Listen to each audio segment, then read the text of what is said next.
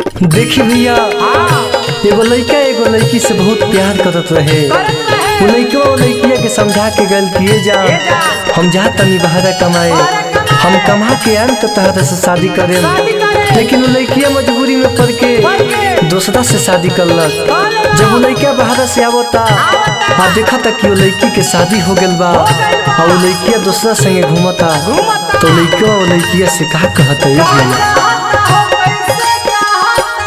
बहरा से आईनी हमें तनिका सलेट से, बहरा से आईनी हमें तनिका सलेट से, ये तने में घूमे लगलो सैया संग बुलेट से।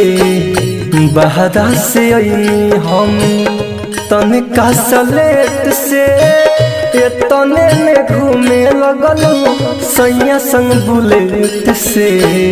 बहरा से आईनी हमार तनिका सलेट से, तने में घूमे लगलो सैया संग बुलेट से। बहरा से आईनी हमार जनकोरी के बिना हमार जिया के घरे चली गइलू। बोलो हाय चाचा,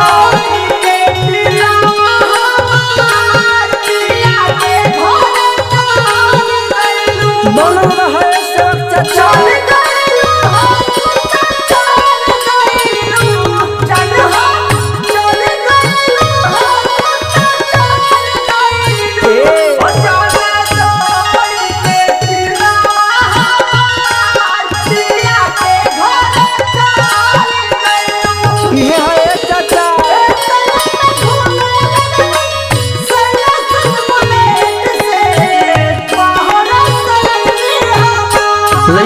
कहता भैया किए जान बोला हमारा प्यार में कौन कमी पैलू कि हमरा के छोड़ के दूसरा से शादी कर लेलू।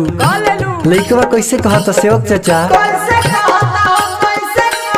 बहनी रटई तू भातार संगे गइलू,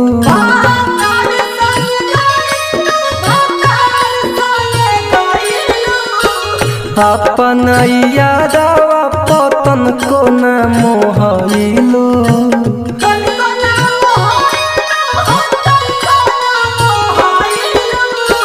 बनी निरदई तू भातार संगे गइलू, अपन यादवा पतन को न मोहइलू।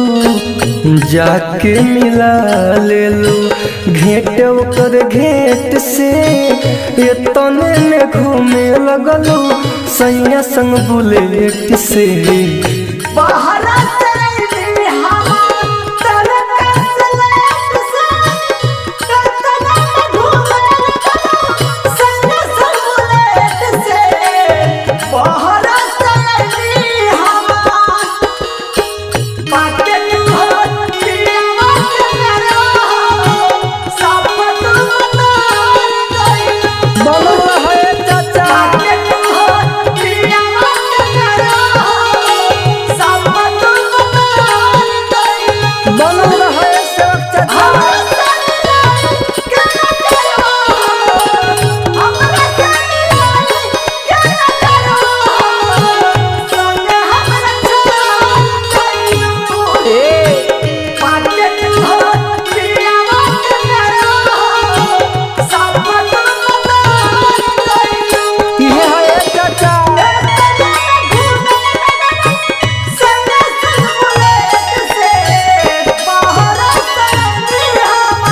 लइकवा ओदी कहता भैया किए जान जब तोहरा सही करे के रहे तो हमर नसीब से काहे खेललू, हमर जिंदगी काहे खराब कैलू।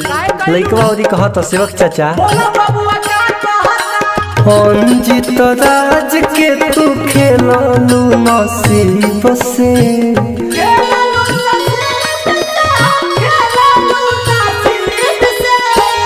काहे ला प्यार कैलू पागल गरीब से।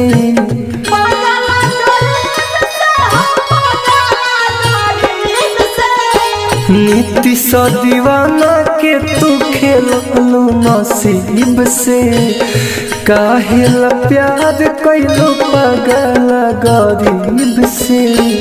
नाम तोहरा लिखले रही हाथ पबलेट से, तब हो तू घूमे लगलो सैया संग बुलेट से।